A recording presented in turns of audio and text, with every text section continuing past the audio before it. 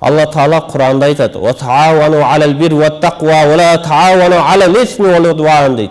Тақвачылык болгон жерге, жакшылык иш болгон жерге чогуу бири-бириңе жардам бергиле дейт. Бул мешит паланчанын мешити, бул медресе паланча жамаатка тиешелүү деген нерсе такыр жүрөгүбүздө болбош керек бир туугандар. Иннамал муъминуна ихва дейт Алла Таала Куранда. Албетте момундар силер бир туугансыңар дейт. Бирок тилекке каршы мен өзүмдү момун деймин дагы башка бирөөнү момундуктан чыгып кеткен деген сезим кирип калды бизге. Hazreti Umar razıyallahu anh айтат: "Даваттын туу чокусуна жүргөн ошол киши, илимдин туу чокусуна жүргөн киши ал, адилеттүүлүктүн туу чокусуна болгон, ушул пайгамбарыбыз саллаллаху алейхи ва салламдын экинчи халифасы болгон Hazreti Umar айтат: "Эгерде кыяматта дейт, бүткүл адамдын баары бейишке кирип, бир адам тосокко түшөт десе, ошол мен болуп калбаймын деп коркомун" дейт. Сиз менен биз 4 ай даватка чыгып коюп, 4 жыл илим алып коюп, bir мечит салып коюп, башкаларды момундуктан чыгарып, тимени бейишин төрүнө жүргөндөй болуп калдык азыр. Башкаларды калганда булар адашып жүрөт, булар даватка чыкпай жүрөт, булар илим албай жүрөт, бул мечит салбай жүрөт, бул умрага барбай жүрөт деп ушинтип карап калдык бир туугандар. Ошон үчүн мындай ачык айтпай, мындай жымсалда бири-бирибизге ассаламу алейкум деп утуп койгон менен ал иш болбойт. Ал азыр айтпасак, бул дүйнөдө айтпасак, кыяматта ачыкка чыгат ал нерсе. Мен сизди чындап жакшы көрбөгөн болсом, эртең кыяматта ошол нерсе ачыкка чыгат бир тууганым. Бул таксыр паланча жамааттан, бул таксыр мындай, мунун этикады мындай, мунун ишеними мындай деп бири-бирибизге ошентип түртүп жүрсөк, анда биз эч нерсеге жетпейбиз бир туугандар. Ядуллахи маал жамаа дейт. Алланын берекеси, Алланын күч кудурети бул жамаат болгон жерде гана болот бир туугандар. Бизге азыр Кыргызстанда эмне жетишпейт? Кыргызстанга жетишпеген нерсе бул ынтымак гана жетишпей атат. Суу бар, башка бар, бүт баары бар экен, бирок арабызда ынтымак жок таксырларым. Медреселер кыдырып көр ушул жай бою. Жанагы депутаттар элди кыдыргандай, биз канча медресеге бардык, ушул абалды көрүп ыйлагым келет да. Бир медресени карасаң туу чокусуна чыгып кеткен шарттары. Экинчи медресени карасаң жатарына жатаканасы жок, ушинтип турат. Пайгамбар саллаллаху алейхи ва саллям айтат: "Силер эч качан толук мусулман боло албайсың" дейт. Өзүңө жакшы көргөн нерсени башка бир момун мусулманга жакшы көргөнчө толук момун боло албайсың дейт. Ыймандын даамын тата албайсың дейт. Көрдүңүзбү бир туугандар? Чында момун болсок, чында Алланы сүйгөн пенде болсок, аны ошол Алла Таала айткандай, "Ва таавану алал бир ва тақва" дегендей, жакшылык ишме бир тууганым. Жамааттык бул жамааттыкы, бул буга тиешелүү, анан бияктан төлөсүн да, ал жактан алсын да дегенди жыйыштыралы дагы, чындап Кудай үчүн бересизби? Кудай үчүн бериңиз бир тууганым. Бул жерди бөлүштүрбөйлү бир туугандар. Башка мечит, башка медресе, баарыбыз бир тууган бололу.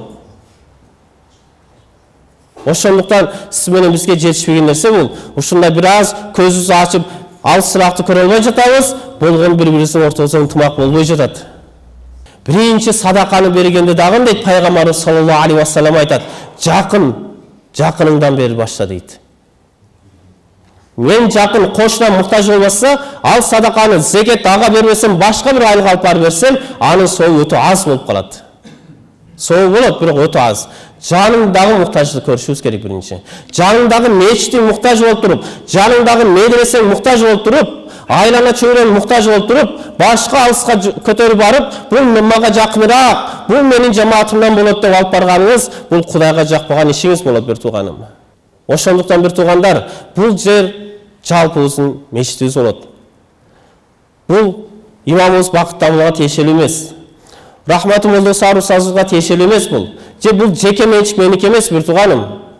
Ушул жерге бир лампочкасын алмаштырып коюп Кудай жолунда, ушул жердин жай намазын жаңылап койсоңуз, ал өзүңүздүн кабырыңызды жаңылаганыңыз болот. Ал өзүңүздүн кабырыңызга лампочка койгонуңуз болот бир тууганым. Ал мен үчүн эмес ал.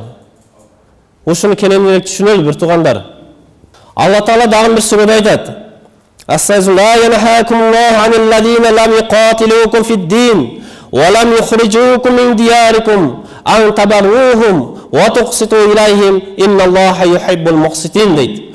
Бул аяттын мааниси Алла Таала эч качан силерди тыйбайт дейт. Кимден?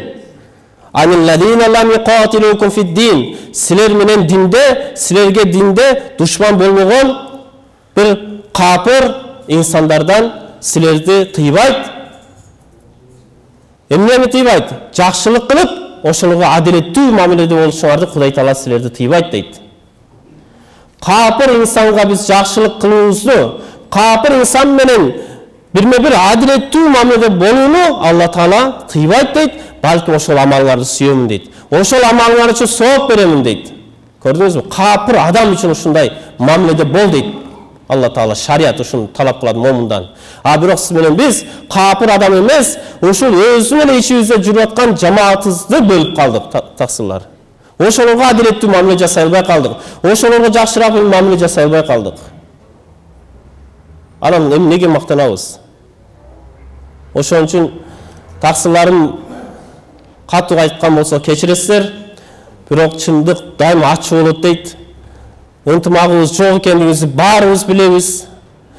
Дини жактагы жамаатты көрсөң дагы, саясаттагысын көрсөң дагы, башкасын көрсөң дагы, мейли 4 айга Пакистанга барып келиңиз, 4 жылга Египетке илим алып келген болуңуз, мейли 4 мечит салып койгон болуңуз, 10 жолу ажылыкка барып келген болуңуз, мүмкүн бир нерсеңизде кабыл болбостон, жаныңызда жүргөн башка бир тууганыңыз, койчу же башкасы бир күн даватка чыкпай, бир күн илим албай, эртең күн бейиштин төрүндө пайгамбарыбыз саллаллаху алейхи ва саллам менен коштоо болуп калышы мүмкүн бир туугандар. Ошон үчүн эч качан бул нерсени унутпайлы. Кылган амалыңыз менен эч качан бейишке чыга албайсыз, бир тууганым. Ушул жол гана туура, башкасы туура эмес дегенден алыс бололу, бир туугандар. Кимден кабыл болуп жатат, аны Алла гана билүүчү зат. Иннама ятакаббалаллаху минал муттакин. Таква адамдан гана кабыл кылам деген жери бар Алла Тааланын. Илимдүүдөн, даватчысыдан, же эс салгандан мына деген жок. Таквачылык кайсы жерде болсо, ошол адамдын бир тиын берген садакасы болсо дагы Алла Тааланын алдында 700 эсе, балким эсеби жок болуп көбөйөт. Бирок ошол нерсеңиз Кудайга жакпаган амал болсо, канча байлыкты садака кылсаңыз, канча амал кылсаңыз, эртең күнү эч нерсе арзыбай калышы мүмкүн бир туугандар. Ошон үчүн чындап Алланын астында кичпейил бололу, ынтымакта бололу.